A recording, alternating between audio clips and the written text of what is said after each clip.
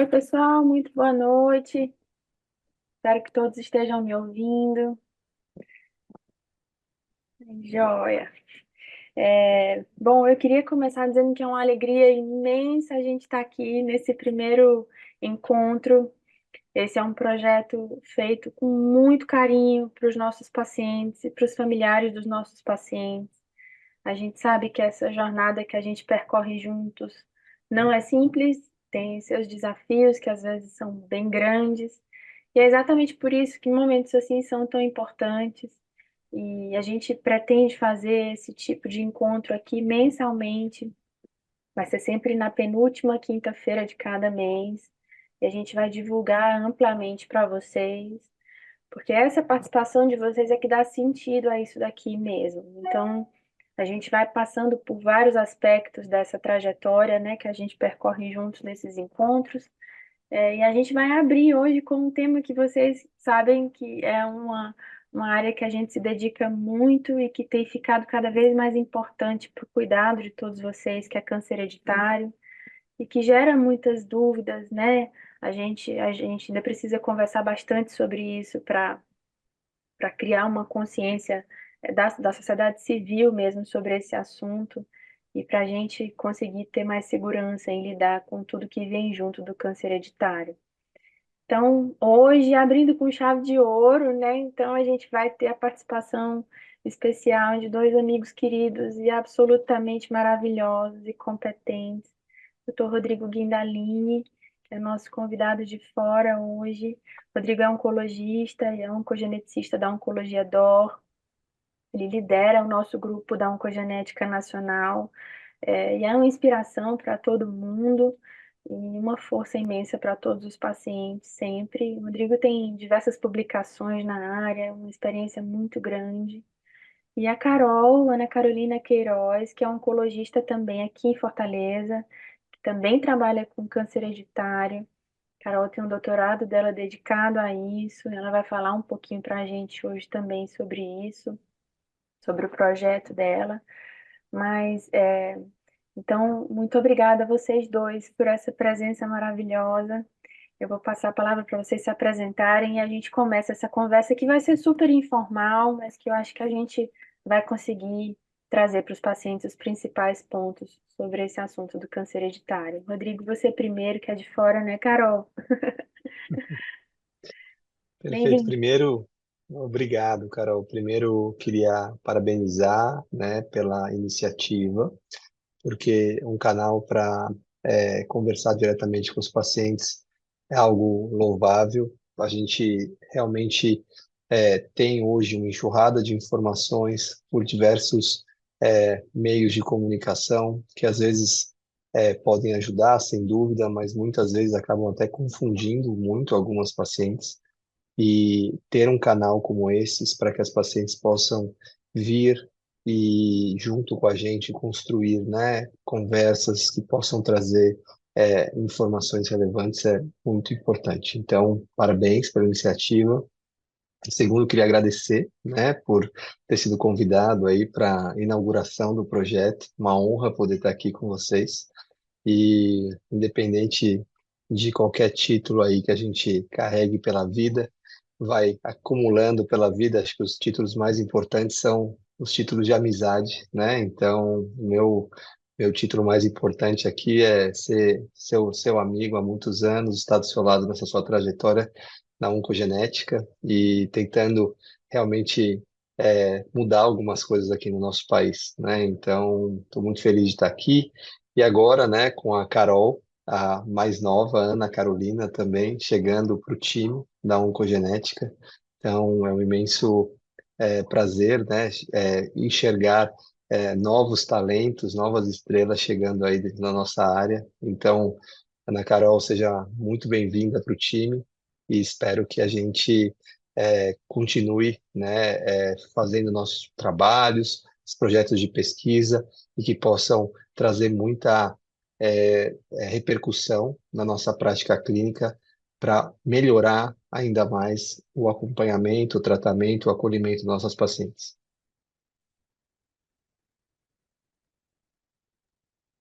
Então, só falar, me apresentar, né, depois, né, dessa fala aí da doutora Ana Carolina, assim, o que falar, né? Então, assim, o Rodrigo falou muito sobre os vínculos de amizade, eu, além de reforçar a questão do vínculo de amizade, o vínculo de inspiração, né? Eu acho que vocês dois são duas inspirações dentro da oncologia, dentro da oncogenética, acho que para todo mundo aqui no nosso país que gosta de estudar, né, na área, né? Então, assim, é uma honra imensa estar aqui com vocês.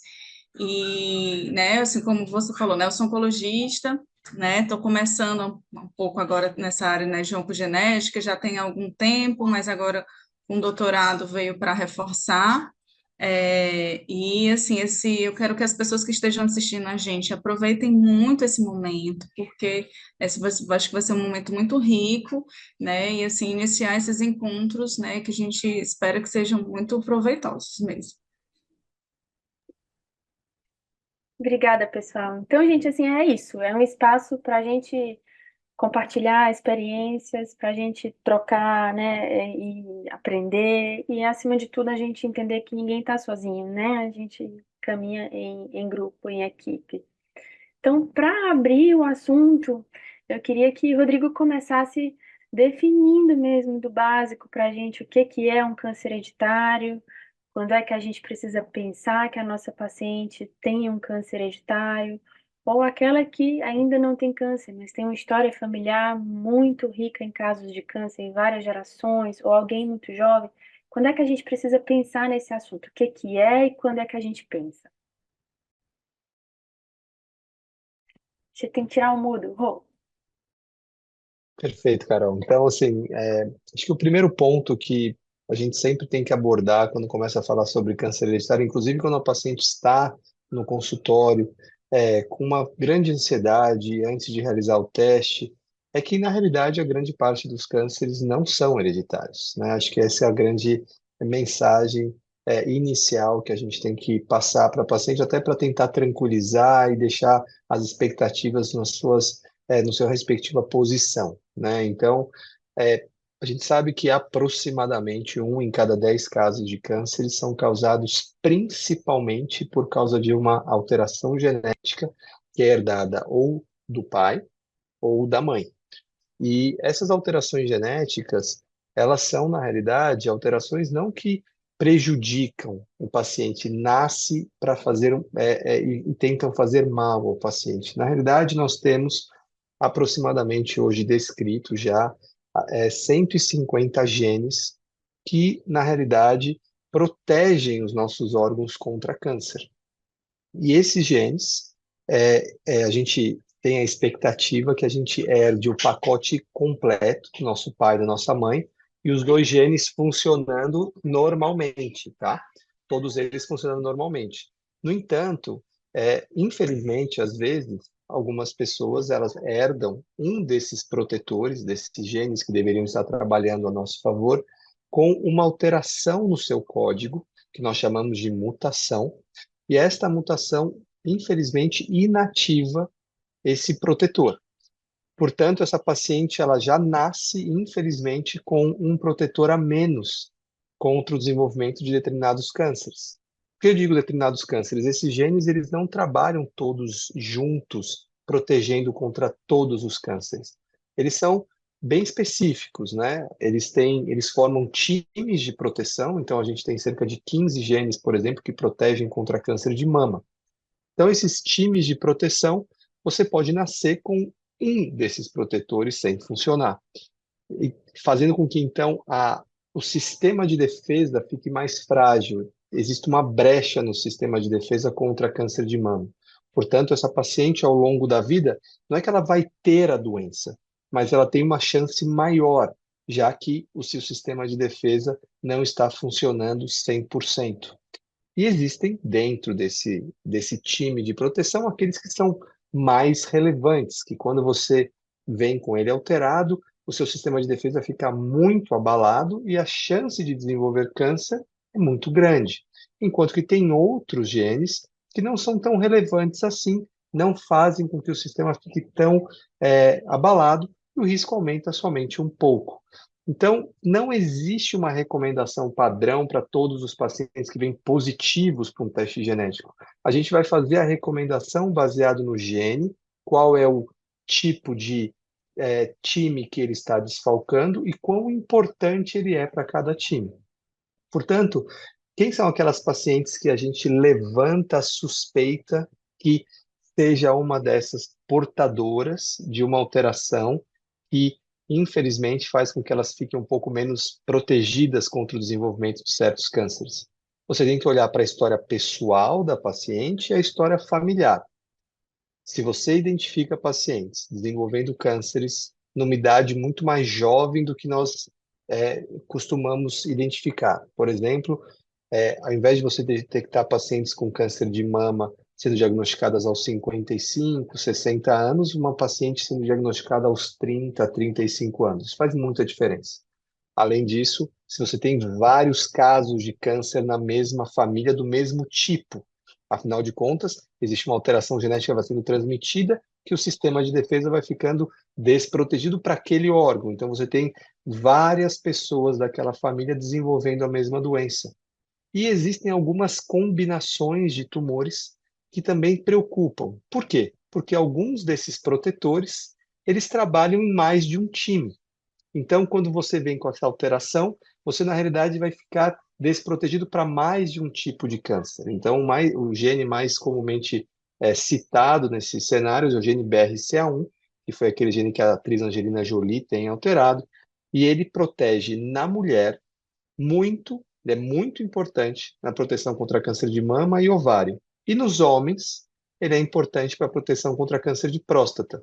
Então, se você identifica essa alteração em uma família, você vai enxergar, muitas vezes, no seu histórico familiar, pessoas que têm diagnóstico de câncer de mama, ovário e próstata numa frequência mais aumentada.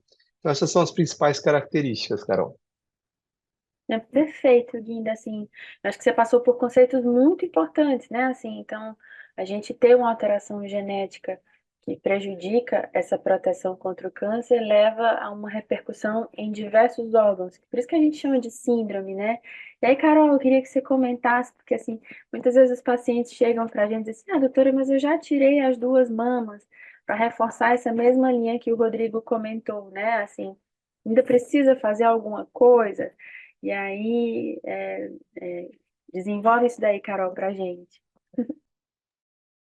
Então, como, né, o doutor Rodrigo comentou, né, a gente tem, não é apenas um gene que está relacionado a essa síndrome de predisposição hereditária, a gente tem vários genes conhecidos, né, que podem aumentar o risco de desenvolver câncer.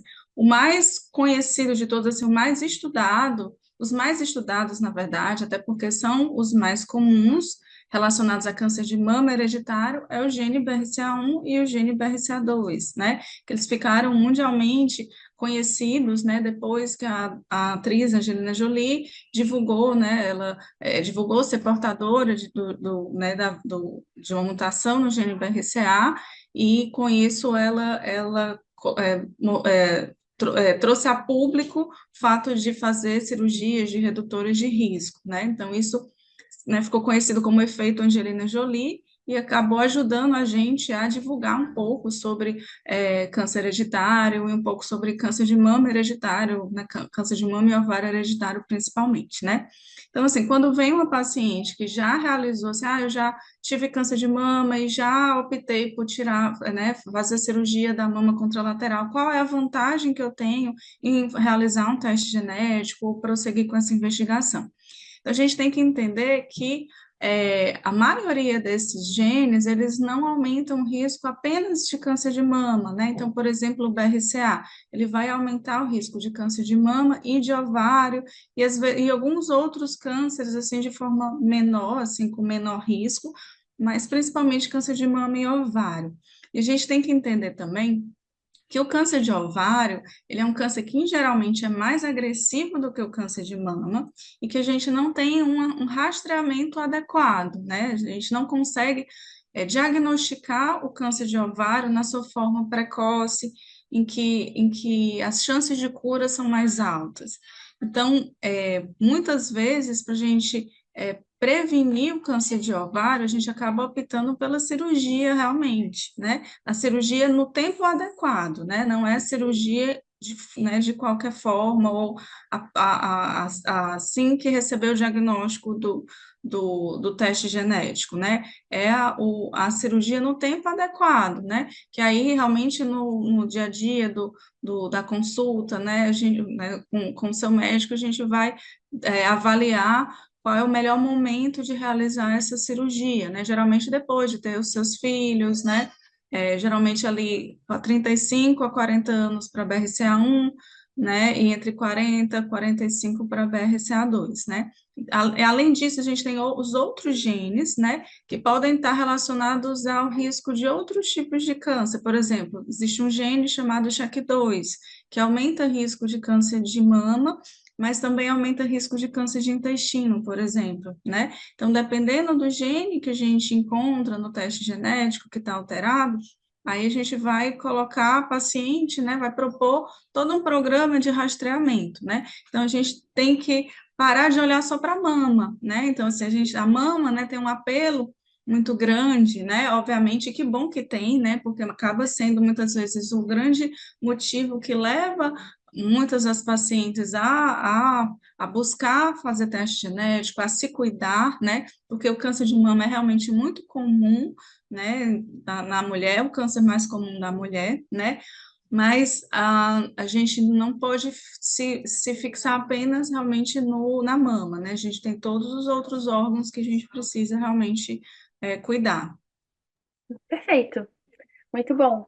Então a gente viu quais são os critérios, né, que a gente tem para indicar um teste genético de investigação de predisposição hereditária ao câncer, ter um diagnóstico muito precoce, ter uma história familiar rica em câncer, mesmo que você já tenha tido um câncer de mama, tenha tirado as duas mamas, a indicação de testar, a depender da idade da história familiar, porque há outros benefícios para além da mama. Mas aí o teste em si, né? Eu acho que a gente conseguiu pensar um pouco nessa população que deve ser encaminhada para oncogenética, para aconselhamento genético, a gente decidiu testar.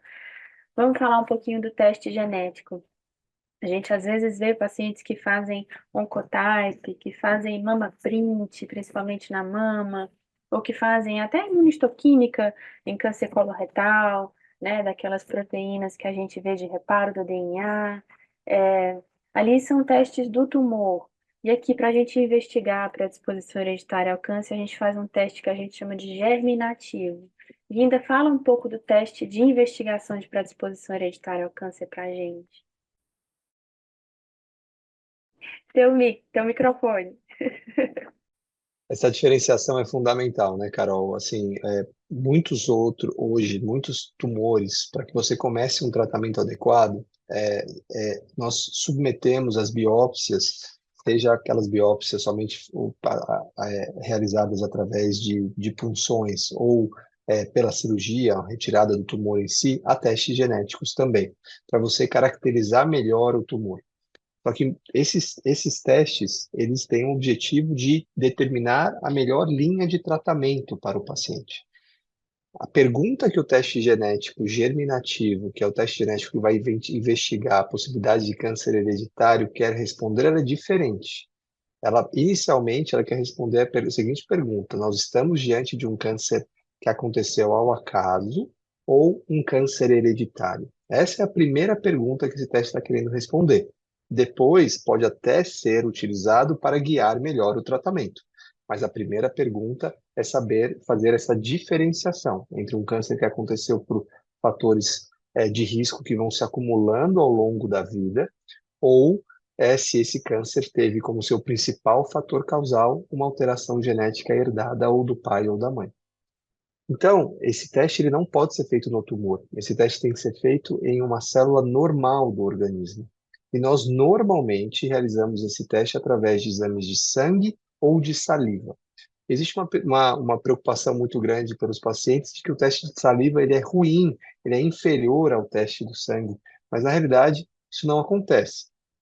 O que nós estamos investigando é o nosso código-fonte. Quando o nosso espermatozoide, do nosso pai, se juntou com o óvulo da sua mãe, da nossa mãe, para formar a nossa primeira célula embrionária, a partir dessa célula, todas as outras células do nosso organismo tem o mesmo código genético. Então, qualquer lugar que você pegar uma célula normal, se for uma célula da bochecha, uma célula do sangue, uma célula que forma o cabelo, todas elas têm o mesmo código. Então, independente de onde você fizer a coleta, a informação que você vai extrair de uma célula vai ser sempre a mesma. Então, você pode realizar um teste pelo sangue ou pela saliva, tendo a mesma qualidade e a mesma informação gerada pelo teste genético.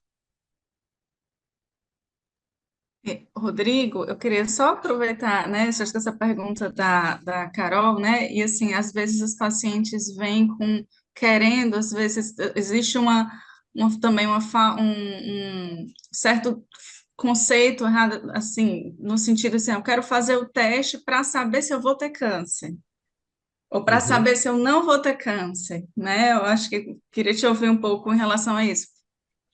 Não é isso. Então, assim, na hora que a gente define qual é o teste que a gente vai fazer, como que a gente define isso, né? Então, primeiro vem uma paciente que tem ou diagnosticada com câncer em idade jovem, uma apresentação que chama a atenção, ou ela tem um histórico familiar muito forte, não tem câncer e está querendo fazer alguma estratégia para evitar que ele apareça. Então, quando essa paciente chega, a gente tem que determinar quais são os genes que são mais provavelmente relacionados àquela apresentação ou do histórico pessoal ou familiar e solicitar o sequenciamento desses genes. No momento que vem um resultado positivo, isso significa o quê? Que nós encontramos uma alteração genética em um daqueles protetores que faz com que aquele protetor esteja inativado. Portanto, isso não é o diagnóstico de câncer.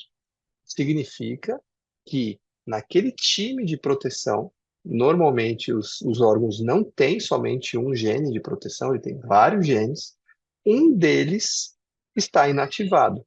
Portanto, todos os outros que estão lá podem dar conta do recado ao longo de toda a vida daquela paciente, e essa paciente nunca vir a desenvolver câncer. Mais uma vez, falando do BRCA1, da atriz Angelina Jolie, uma mulher que tem uma alteração neste gene tem cerca de 70% de risco de ter câncer de mama ao longo da vida. Então, mesmo mulheres que têm alteração no gene mais relevante de proteção contra câncer de mama, o risco não é 100%. Existem alterações em outros protetores que esse risco vai ser elevado somente a 20, 30%. E qual que é o risco que qualquer pessoa tem de desenvolver baseado nos fatores de risco do dia a dia, né? Envelhecimento, maus hábitos de vida e uso de hormônios. Esse risco, na média, para as mulheres é de 10%. Então, você vai ter algumas alterações que vai subir de 10 para 30, outras alterações que vão subir de 10 para 70%. Portanto, não tenham a impressão de que este teste está diagnosticando câncer.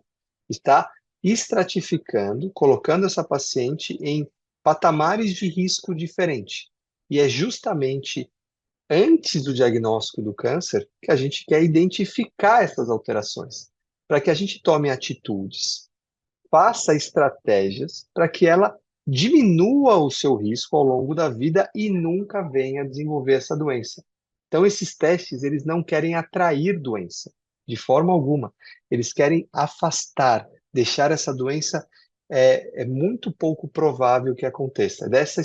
Com essa mentalidade que a gente tem que encarar os testes de predisposição hereditária a câncer. Foi ótimo, porque assim, acho que a gente entrou agora no capítulo dos possíveis resultados, né? A gente começou com esse possível resultado positivo, que a Carol perguntou, assim, e que é uma dúvida muito frequente mesmo no consultório, né? Assim, eu tô com teste positivo, então eu vou ter câncer. E é isso que o Rodrigo falou, de jeito nenhum. E às vezes uma alteração genética aumenta muito o risco de um câncer, e para outro órgão daquela mesma síndrome, esse aumento de risco já não é tão grande. Então, na verdade, o teste ajuda a gente a calibrar o nosso cuidado, para que o cuidado da gente seja proporcional ao risco de câncer de cada órgão do corpo. E isso a gente vai fazendo de um jeito muito individual, num processo chamado aconselhamento genético. Por isso que é tão importante, é tão individual que a gente não consegue dar uma resposta única para todo mundo. É, Mas uma coisa que eu acho importante a gente falar é que, assim, o teste positivo, então, vai ter essa repercussão individual de um cuidado diferenciado de proteção do câncer para quem já teve um, para que a gente proteja de outros possíveis tumores em seguida, para quem nunca teve, para que a gente reduza o risco de câncer em geral.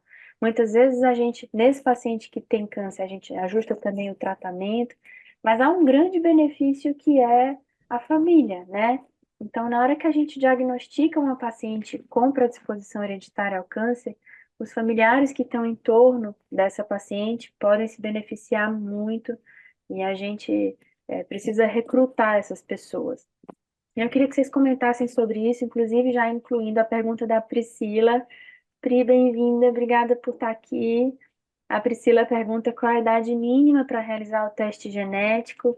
Então, acho que nessa abordagem dos familiares a gente pode comentar sobre isso. Linda e Carol. Carol, então vamos lá, né? Assim, acho que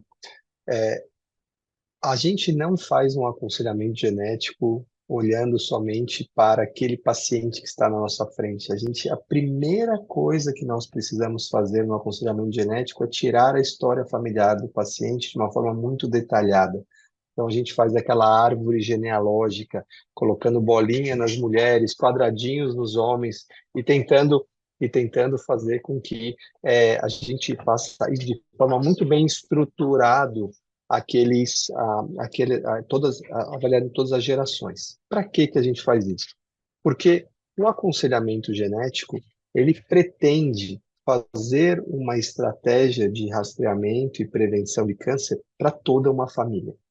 No momento que você encontra uma alteração genética, ela veio de algum lugar, ou do ramo materno ou do ramo paterno.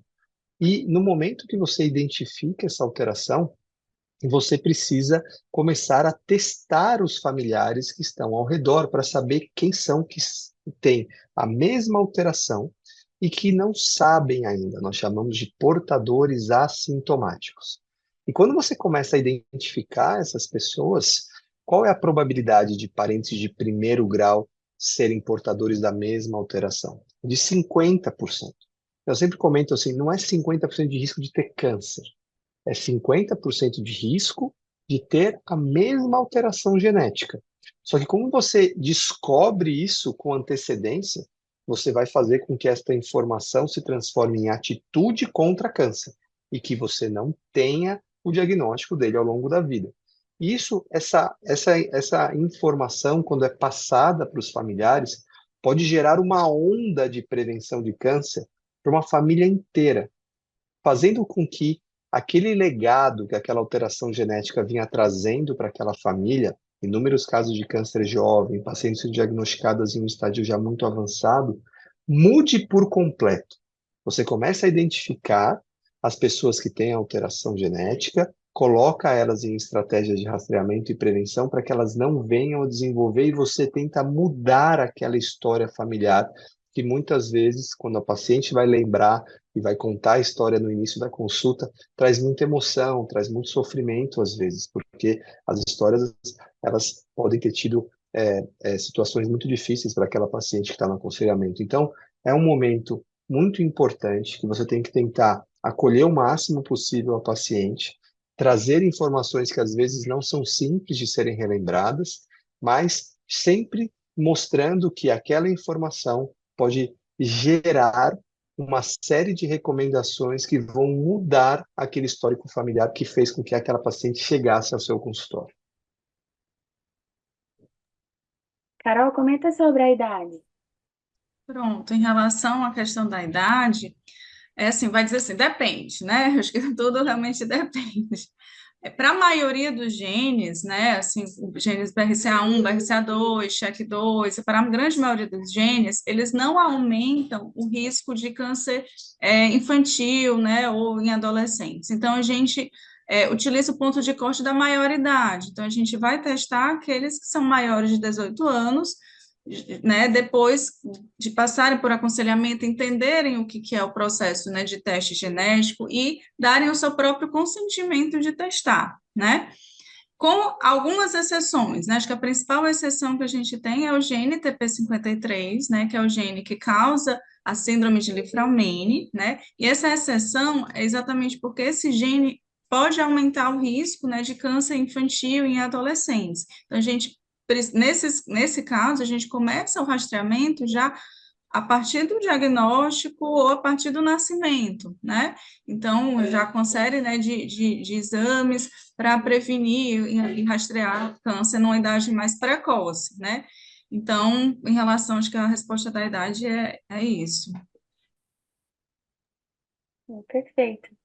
E às vezes acontece, né, da gente ter assim, por exemplo, mesmo no BRCA, um paciente do sexo masculino, que a repercussão em termos de risco de câncer é mais tardia, né, dos nossos protocolos de cuidado não vão começar aos 18, muitas vezes, né, então a gente pode individualizar isso, sabe, Priscila, assim, mas em geral a gente tenta acessar essas pessoas da forma mais precoce para que elas é, comecem a caminhar junto da gente, né? A oncogenética é uma área em construção, então qualquer coisa que surja de novo e que a gente já possa ir incorporando e que possa ir protegendo, é importante que os pacientes estejam por perto. Bom, esse é o capítulo do resultado positivo. A gente sabe que um resultado de um teste germinativo tem outras duas possibilidades, né? A gente pode ter variantes de significado incerto ou a gente pode ter um teste negativo. Começando pelas variantes de significado incerto, elas são frequentes, né? Mais ou menos 30% dos testes genéticos desses painéis que a gente faz vem com pelo menos uma VUS, como a gente costuma chamar, e isso às vezes confunde muito e angustia muito os pacientes e os familiares, e até às vezes os médicos mesmo. Então, acho que é importante a gente jogar a luz nisso aqui, nesse encontro com pacientes e, por favor, pessoal, quem tiver dúvida, pode mandar no chat que a gente vai responder tudo, tá bom? Ainda começa falando pra gente das VUS. VUS. Então, por que que a gente dá esse nome, né? Uma Variant of Uncertain Significance, uma variante de significado incerto. Vamos tentar definir o que é uma variante de significado incerto. Quando você sequencia o DNA das pacientes, nós, infelizmente, não temos o conhecimento perfeito e profundo sobre a função de cada uma das letrinhas que nós estamos analisando. Então, às vezes, você encontra uma alteração genética em uma dessas letrinhas que a gente ainda precisa de mais estudos. Enquanto esses estudos não são realizados, e eu identifico uma alteração naquela letra, eu não consigo classificar se aquele achado tem uma relevância clínica, ou seja, o teste é positivo, ou se aquele achado não tem relevância clínica alguma. Esse resultado, então, seria negativo. Então, até a gente encontrar essa informação, até que a gente consiga ter evidência científica para dar uma classificação correta, eu não posso omitir esta informação para o paciente. Afinal de contas, isso pode ser relevante no futuro para ele. Então, existiu uma convenção que definiu que estas variantes, que nós não temos certeza se tem alguma relevância clínica ou não, deveriam ser reportadas nos laudos como uma variante de significado clínico indeterminado. Mas eu sempre gosto de fazer uma complementação. Em 2024. Por quê? Porque isso não vai ficar assim para sempre. Em algum momento, essa variante ela vai ser reclassificada para positivo ou negativo. E, felizmente, 90 a 95% dessas variantes são reclassificadas para testes negativos. E isso é tão relevante que determina a forma de nós encararmos uma variante indeterminada na condução clínica do paciente. Nós não podemos olhar para essa alteração genética e começar a trazer isso como se o teste fosse positivo. A sua imensa maioria das vezes o teste ele vai se tornar negativo. E, portanto, a gente tem que conduzir a paciente como se o teste fosse negativo até que se prove o contrário. E como é que a gente define se a gente tem que provar o contrário ou não, se esse teste vai ter que ser modificado? A gente tem que acompanhar as pacientes. Então, as pacientes que têm uma variante determinada, elas devem ser conduzidas como se o teste fosse negativo, mas têm que ser vistas regularmente. Não existe um padrão perfeito, mas pelo menos uma vez por ano ou a cada 2 anos, ela precisa retornar para o seu médico para que a gente possa fazer uma reanálise dessa alteração que foi encontrada no estudo anterior, com a luz do conhecimento de 12 meses para frente, de 24 meses para frente. Neste interim, podem ter sido publicados estudos relevantes capazes de reclassificar esta variante. E se ela for reclassificada para um teste negativo, acabou. Eu não fiz nada de errado com esse paciente, não supervalorizei esse achado, e esse paciente agora confirmou que o teste dele não encontrou nenhuma predisposição a câncer. Isso acontece em 95% dos casos. Em 5% dos casos, essa variante, então, ela vai ser reclassificada para algo relevante. E aí, neste momento, quando eu tenho certeza disso, eu começo a usar essa informação para ajudá-la, o paciente e os seus familiares. Então, é dessa forma aí que a gente tem que enxergar, né, os testes determinados com muita tranquilidade, com muita calma e transmitir isso para a paciente, para que a paciente não saia da consulta achando que alguma coisa errada está acontecendo com ela, só que as pessoas ainda não sabem. É muito pelo contrário, provavelmente ela é uma paciente que não tem predisposição genética nenhuma ao câncer, e a gente deve tentar mantê-la tranquila em relação a isso dentro desse cenário. Perfeito, Linda. Então, resumindo, variância de significado incerto, a gente só precisa acompanhar, não precisa mudar o jeito de cuidar, deixa o paciente pertinho da gente e primeiro não machuca, né? É a nossa primeira lição, né? De De Hipócrates. Carol, Hipócrates. Carol, o terceiro resultado possível é o teste de negativo.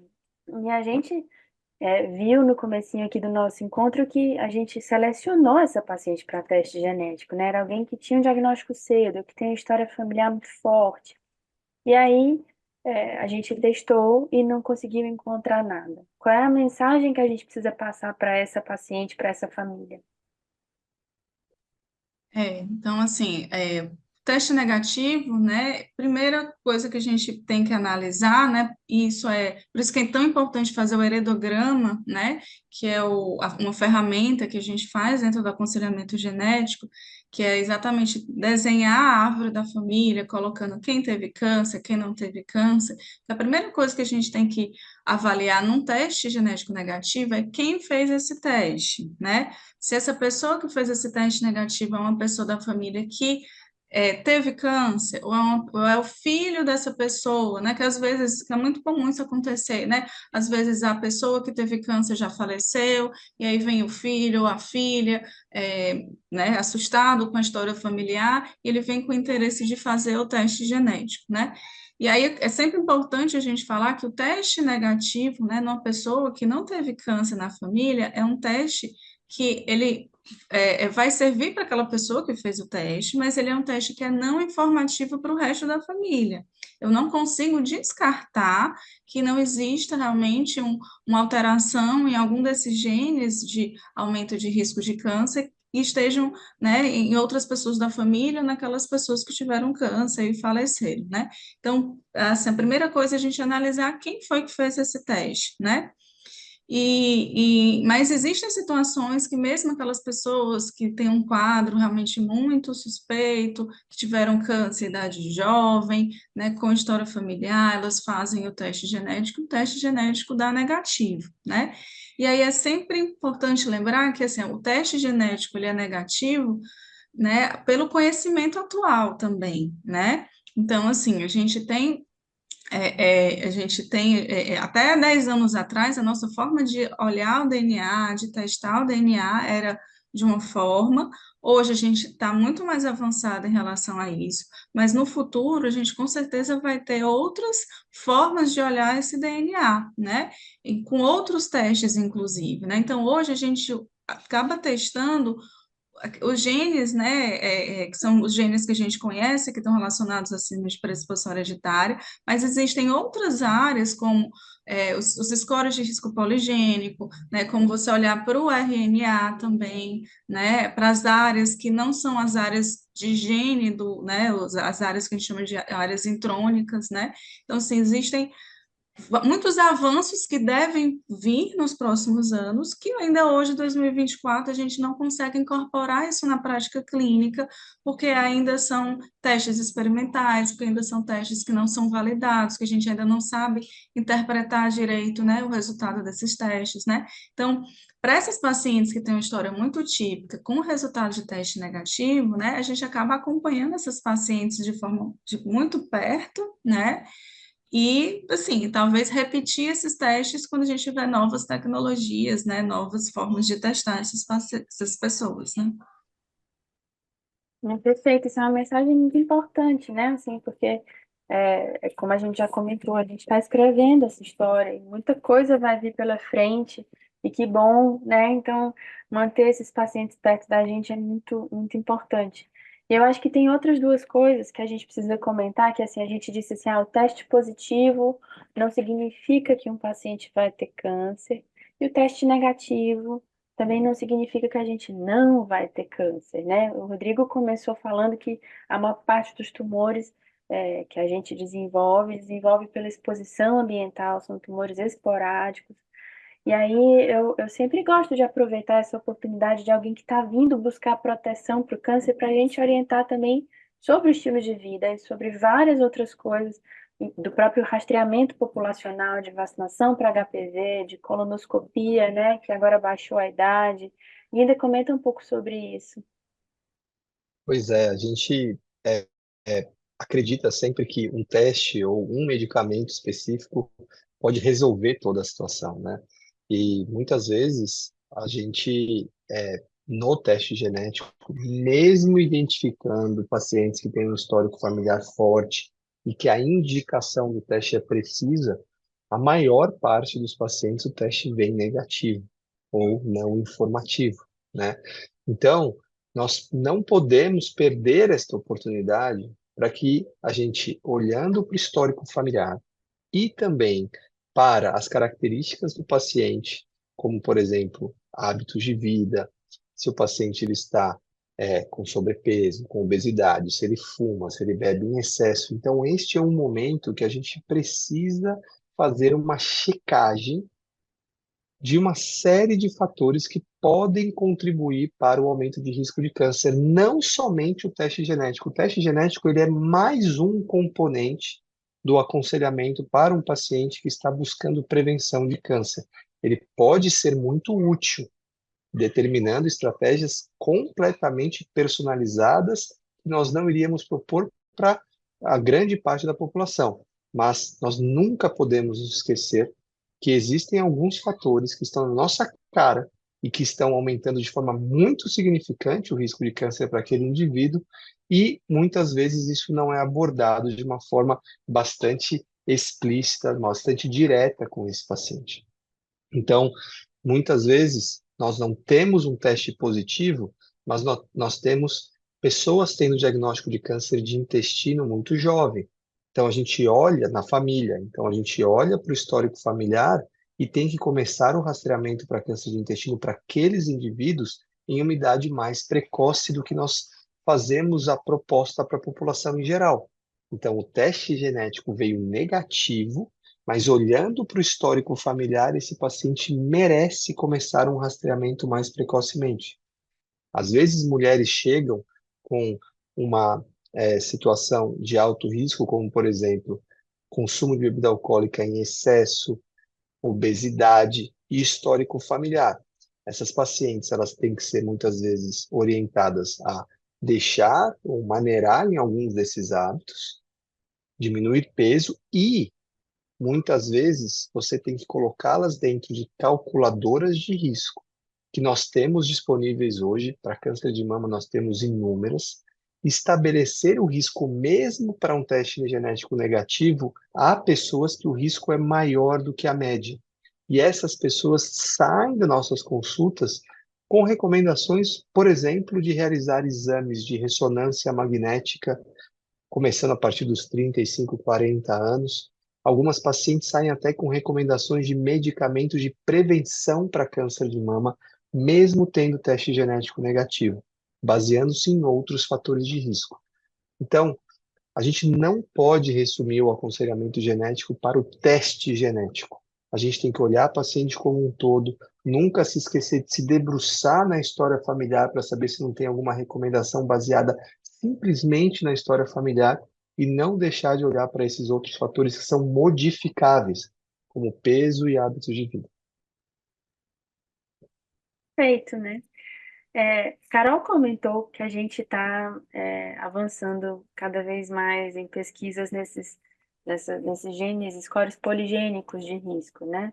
Então, no começo do encontro, o Rodrigo falou que algumas alterações genéticas aumentam muito o risco de câncer em relação à população geral, outras aumentam moderadamente e outras individualmente aumentam bem pouquinho, mas elas são muito comuns na população e às vezes por serem muito comuns, elas vêm em grupo, elas vêm em conjunto. E cada risco se soma ao outro, de cada uma dessas variantes mais comuns, embora elas acrescentem individualmente pouquinho, mas esse risco somado, no final, vai ter significado do ponto de vista clínico em relação ao risco de desenvolver alguns tipos de tumor. Isso é uma área investigacional aqui no nosso país e no mundo inteiro ainda, mas é uma área que vem crescendo muito, talvez seja uma das grandes áreas promissoras, né, da oncogenética. No Brasil, existem projetos que englobam a população de vários estados do país, fazendo estudos nesse sentido, de validar esses scores poligênicos de risco na população brasileira. Então, tem o estudo BRAVE, que é um estudo de câncer de mama nacional, tem o estudo Origem, que o Rodrigo organiza e coordena em relação a câncer coloretal, e a Carol também tem um estudo em relação a pacientes com variantes em BRCA, para ver o papel dos scores poligênicos de risco no desenvolvimento de câncer. A gente está se aproximando do finalzinho desse encontro, eu queria só que a gente passasse por isso, porque eu acho que é muito importante que os pacientes entendam para onde que a gente está indo e quais são as oportunidades de contribuir para a pesquisa. Começa, Guilherme. Depois a Carol vai mostrar um slide do estudo dela, que eu acho que é importante a gente divulgar. Pois é, Carol, a gente, como comentou já algumas vezes aqui durante a nossa apresentação, mesmo com um histórico familiar forte, com a recomendação de fazer o teste genético, muitas pacientes não identificam, através desse teste, algum fator que realmente consegue justificar o histórico familiar e pessoal de câncer. Então, a gente tem que melhorar. Então, a gente tem que aprender mais e tentar entender realmente se a gente está olhando para todas as regiões do DNA de forma adequada.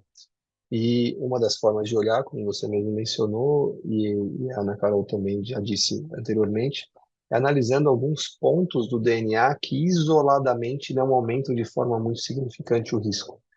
E, portanto, fazer um teste só daquele ponto, só daquela região, não vai fazer grande diferença. Mas se você combinar alterações pontuais que isoladamente não fazem um aumento de risco muito grande, talvez em conjunto essas alterações possam ter um impacto muito grande. E não só para aumentar o risco de câncer, como também para proteger a paciente contra câncer. Então, esses testes que nós estamos dando o nome, né, dessa combinação de score de risco poligênico, estão realmente em desenvolvimento na nossa população para diversos tumores, e ele tem o potencial de identificar pacientes que têm baixo risco de ter câncer. Talvez para essas pacientes a gente possa até poupá-las de alguns estudos de rastreamento, e identificar pacientes que têm um histórico familiar muito forte, que até então não é conhecido, o motivo pelo qual aquilo está acontecendo. Então, nós, dentro do Instituto de Pesquisa DOR, conseguimos um financiamento público através de um projeto chamado, de uma estratégia de financiamento de pesquisa chamada PRONOM, e que nós iremos começar agora, no final desse segundo semestre desse ano, o recrutamento de pacientes com câncer de intestino. Então, a gente conversou um pouco sobre isso aqui, falou sobre colonoscopia. É um tumor extremamente importante, a sua frequência é bem alta, tanto em homens e mulheres, e a gente até quer tentar entender se esses fatores de risco pontuais genéticos também podem identificar aqueles pacientes que têm um histórico pessoal ou familiar que até então não é conhecido. Desses 500 pacientes, nós iremos fazer o sequenciamento de todos os genes do nosso DNA conhecidos, a gente chama isso um exame chamado de exoma. Mais de 20 mil genes serão analisados, então a gente vai ter um retrato muito importante que ainda a gente não tem de uma forma muito adequada de quais são os principais genes de predisposição a câncer de intestino na população brasileira. E nós vamos fazer também o sequenciamento de todos os tumores desses pacientes. Então, a gente vai fazer um sequenciamento pareado, tanto de uma célula normal, para ver aquela parte de hereditariedade, como da célula tumoral, para tentar identificar fatores genéticos relevantes para a formação daquele tumor. E com isso, com esse financiamento, felizmente, a gente conseguiu fazer com que os pacientes tenham recrutamento no Brasil praticamente todo, em várias regiões. Então, Fortaleza será um dos centros de recrutamento desses pacientes, e a gente vai poder propor, então, esse tipo de análise genética para os pacientes que estão aí em Fortaleza. Então, fiquem atentos, aqueles pacientes que estão aí com diagnóstico de câncer de intestino, muito em breve a gente vai poder oferecer esses testes e, com certeza, esse tipo de informação pode trazer informações extremamente relevantes, não só para o paciente, como para a família como um todo. Carol, e os seus pacientes? Quem que deve te procurar também? Pronto. Eu tinha preparado alguns slides, mas eu acho que como a gente está, né, com tempo assim, né, alguns minutos, eu acho que é melhor eu falar também para não a gente não passar do tempo, né? Então, assim, qual é esse meu projeto, né? Então, assim, a gente sabe, né, foi falado aqui também bastante que as pacientes que têm, né, alteração genética em BRCA1 ou BRCA2, né, a gente sabe que aumenta o risco de alguns tipos de câncer, principalmente câncer de mama, né, que é um dos, né, que é o câncer mais comum das mulheres, né, de uma forma geral. Mas existe uma coisa que a gente ainda não entende, né, dentro da medicina, dentro da oncologia, é por que que essa mesma alteração genética pode se expressar de forma diferente, né? Então, a gente vê pacientes com câncer de mama, às vezes, em idades super jovens, né, 29, 28 anos, e a gente tem aqueles pacientes que só vão ter câncer numa idade bem mais tardia, e aquelas pacientes que têm a mutação do BRCA, mas nunca vão desenvolver câncer, né? Isso, né, a gente não entende, né, porque que algumas pessoas se expressam, essa mesma alteração se expressa de forma diferente, né, dependendo da pessoa, dependendo das famílias. Existem várias coisas que vêm sendo estudadas que modificam essa expressão do gene. A gente sabe que hábitos de vida são coisas que modificam essa expressão, mas existem estudos também com esses scores de risco poligênico como modificadores dessa expressão do gene, né? Então, como se calibrasse o risco daquela paciente, né? Alguns pacientes com risco de câncer realmente muito importante em idades mais jovens, mas aquelas pacientes que têm já um risco mais brando ou menor do que esperado para aquelas pacientes que são portadoras de BRCA. Então, isso vem sendo estudado ao longo do mundo afora, e a gente tem o projeto de pesquisa aqui em Fortaleza, né? E o que que a gente faz nesse projeto de pesquisa, né? Então, as pacientes com a alteração em BRCA, com a variante patogênica em BRCA, independentemente de ter tido câncer ou não, a gente coleta alguns dados, algumas informações clínicas sobre a paciente numa consulta, né? Dentro dessa consulta mesmo, a gente coleta amostras de sangue para a realização desse score de risco poligênico. Já é um score de risco poligênico que já foi estudado em outras populações, mas que a gente tem pouquíssimo dado aqui na nossa população brasileira, principalmente na população cearense, né? Então, né, aqui eu peço, né, para aquelas pacientes, né, que têm a mutação de BRCA, né, que elas podem me procurar pelo Instagram, procurar pelo consultório. Eu posso colocar no chat o meu contato, né, que a gente pode marcar uma consulta, que eu explico sobre o projeto de pesquisa, a gente assina o termo de consentimento, né, se a paciente tiver interesse em participar, e a gente faz a coleta de sangue. Perfeito, perfeito. Eu acho que oncogenética é um assunto quase que infinito, né? A gente que gosta, acho que a gente podia conversar aqui a noite inteira. Com certeza a gente vai voltar para esse mesmo grupo aqui em momentos futuros. Mas eu queria agradecer a todos vocês. A gente está chegando ao fim dessa 1 hora de encontro de hoje, dessa inauguração desse projeto, que eu acho muito precioso mesmo, que eu quero que cresça e que persista. É um privilégio ter todos vocês aqui, todos vocês pacientes, a equipe Multi, Rodrigo e Carol. Assim, acho que foi maravilhoso. Acho que a gente conseguiu passar por vários dos aspectos com muita clareza. é, e a mensagem principal que a gente falou no começo, né? Que a gente trabalha em equipe, que está todo mundo junto. E para quem não teve câncer, mas tem preocupação de ter, ou para quem está passando pelo problema, de todo jeito, a gente caminha de mãos dadas para viver melhor, e viver com esperança e viver com o pé firme no chão, pessoal. Então, queria deixar meu muito obrigada. Linda, obrigada pelo seu tempo. Carol, obrigada demais. Eu espero que a gente se encontre aqui no próximo mês. Então, em breve a gente começa a divulgar, penúltima quinta-feira do mês, e aguardo todos vocês, tá bom? Cuidem-se e até breve. Muita Boa paz, noite. boa noite. Beijo, pessoal. Pessoal, boa noite.